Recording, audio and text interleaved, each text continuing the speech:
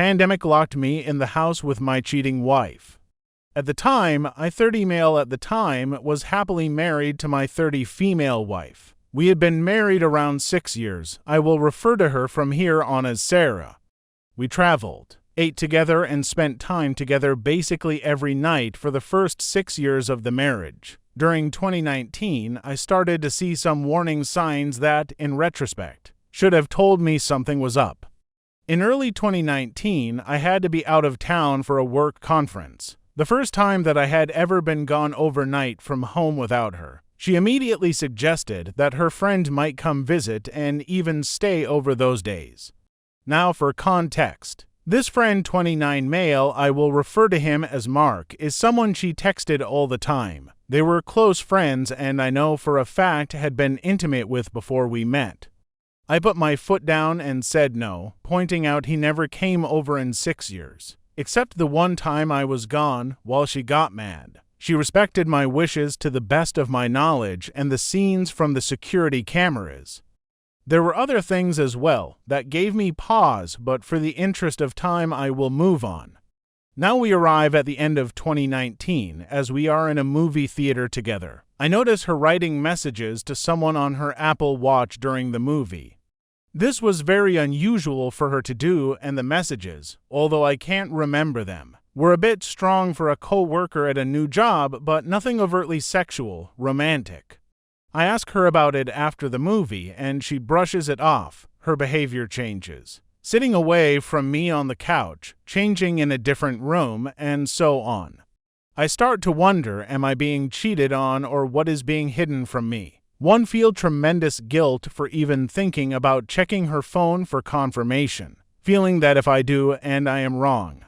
There's no point in continuing to be married after thinking about it for days. I decide to check in January 2020. Now, her phone is always close by, and I don't know the passcode, luckily. Her watch is accessible, and she made the code our anniversary irony abound. What I discover next is horrifying. Sarah and Mark discussing her hookups with a co-worker. Them mocking me for not noticing what is going on. Sarah discussing how the idea of me touching her is revolting. How she can't imagine having kids with me. We had been trying in mid-2019. So this especially hurt. Then I read the messages between Sarah and the co-worker. We will call him Carl. Those messages are explicit. And Sarah shows more affection for him in every way than she shows me now. And each message tells me a new revelation that hurts more. That a trip, she said, was to console a friend was really so that the friend could meet Carl. That she began changing in the bathroom so I wouldn't see the hickeys on her body. That her therapist knows all of this and says I should be made aware, but that she should be happy with whoever. I stay up till 3 or 4 a.m. reading these messages and taking pictures of everything. I don't sleep that night. My jaw clenched so hard all night it caused issues for months. She leaves for work. I'm off that day and my first phone call is to a lawyer. What are my options? When I confront her, what can I say, not say illegally? I wait for her to come home, reading over the messages to confirm it wasn't the worst dream I ever had. When I confront her, I tell her what I know without revealing I had been in her texts. I tell her I spotted the hickey, a lie, but she mentioned it in the messages. That I know she's texting someone. Sarah lies, tries to argue. It is someone else that gave her the hickey, but finally I read a message from her watch. I guess what I expected was for her to break down and admit everything. Instead, Sarah explodes in rage that I violated her privacy. The insanity and gaslighting of trying to convince me that I was the bad guy here blew me away. She stormed out of the house and disappeared for 3 days, no communication as to where she was, even though I asked her to tell me where she was staying so I knew she'd be safe. To this day, I only know a small part about where she went or what she did. When she comes back, she tells me she wants to try to fix things and spend some time together. It doesn't go well. I catch her sneaking off to meet with him once again, as she foolishly leaves the watch behind. And I can read the messages in real time. I finally tell her in February 2020 that I contacted a lawyer. She insists she won't sign anything. Until we attend couples counseling, I humor it, but it goes off the rails immediately after I explain we're here. Because she had an affair that she argues my word choice. Affair was too strong a word. She also lies about the fact that she cheated on me before, Carl, with a married man. Something I discovered at a later date going through her watch once again. She admits her plan was to find an apartment, then hand me papers without me ever knowing what is going on. She even tries to blame the whole affair on me, using, in the therapist's view, minor disagreements as proof of my cold and uncaring demeanor. One example, I didn't immediately scream at my parents for a Christmas gift she didn't like, or at her parents when they playfully made fun of her.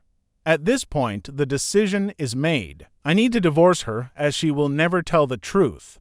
We agree Sarah will move out of our house, and I even help her find an apartment. Anything to get her out of the house faster. One day in March 2020. I watched the news of COVID come in and all construction work stops. Her apartment was almost ready but was being renovated. Now there's nowhere for her to go. I'm stuck in the house with her from March to June of 2020. For those wondering, she has enough legal knowledge to know that leaving would make her case harder and might still have to pay expenses. Those 3 or so months were hell, trying to do my job and live in a house with a person who had wronged me and ridiculed me was unbearable at times. We tried, as best we could, to keep it civil and not scream at each other every time we passed each other.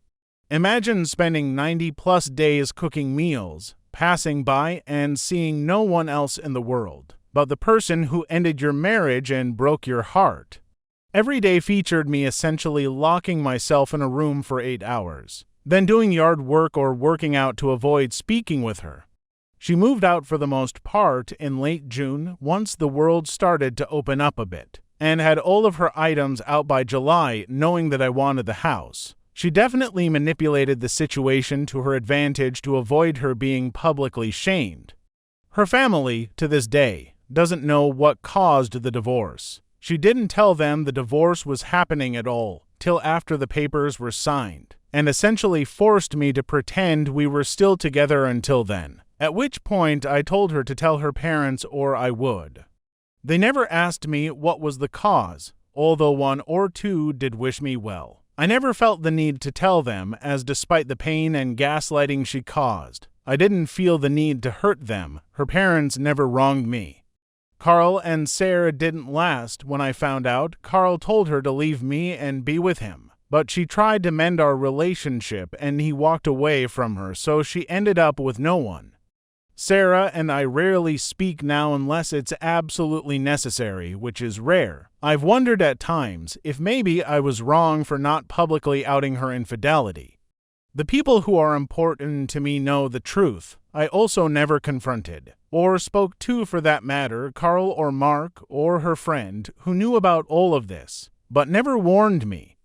As for me, I found someone who is truly a good person and have a great relationship. I've never told Sarah as it's none of her business, much like telling her family about her cheating. I thought about telling Sarah how well I'm doing, but I think that is just schadenfreude. Story 2. I'm 49 male, my wife is 50 female. We have been married for 24 years, but together longer than that.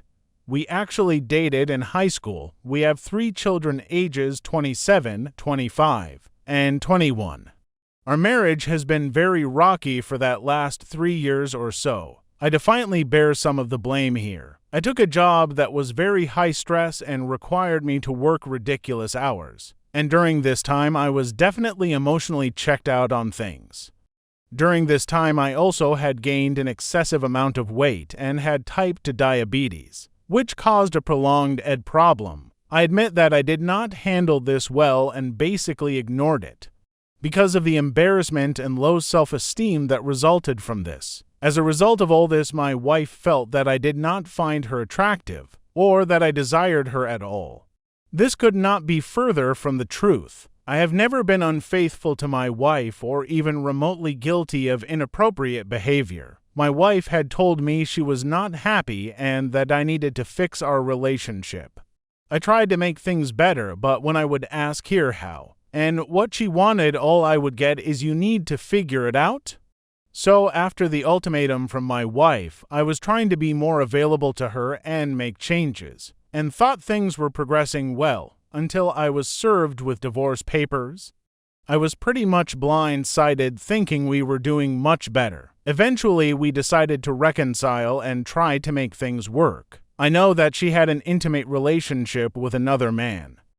During this time frame which she told me about, when we decided to reconcile, I thought that this relationship ended, but have recently found out that it had not. I do know that she is no longer seeing this person, but have since found out that she had been involved with at least one other person. Since then, though I have no hard proof of them actually being intimate, she often takes trips for her business, and I suspect that she is having relations with other people but have no proof. I recently caught her in a lie when she told me she was somewhere she was supposed to be, but I knew she was not there and at a hotel, because I checked the GPS data on her vehicle when I confronted her about it. She said she just told me what she did because she did not want me to worry. I know this is a crock of shit.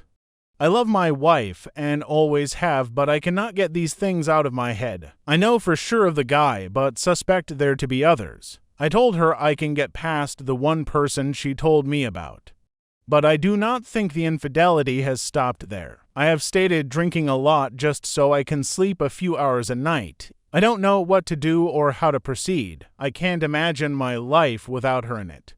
But I cannot handle the idea of her stepping out on me. Any advice would be appreciated. As a side note, my children think she is totally unfaithful and think I should have left and divorced her already. I have never said a bad word to them about her and have routinely defended her to them. I know I am being naive or even intentionally blind to her behavior, but I have loved her for the majority of my life and cannot even imagine a life without her. Story 3. Sad, lost because husband is a cheater. Okay, so we've not had the best of luck the last 5 years or so. We got married 14.5 years ago, and for months later, we found out we were pregnant with my now 13 years old. We were great and went on to have another L, now 11. I have a now 22 years old. From a previous relationship, we've known each other since my son was young, so 20 years. He's a truck driver, and I've never distrusted him, nor him me. My mom passed away almost 2 years ago, and I was a wreck. My mental health suffered tremendously due to her being my mom, best friend, confidant, etc.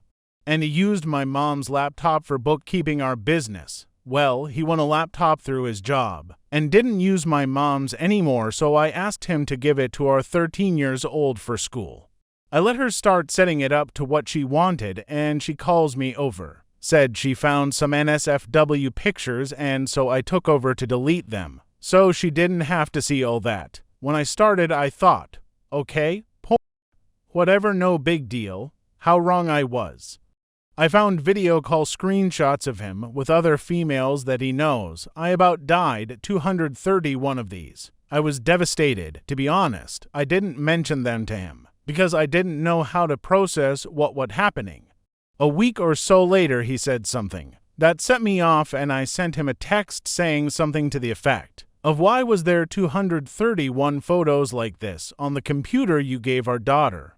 Radio silence, then him denying the pics were his. Why was I in his account, etc. I said our daughter saw these pictures and they were of him naked with these females.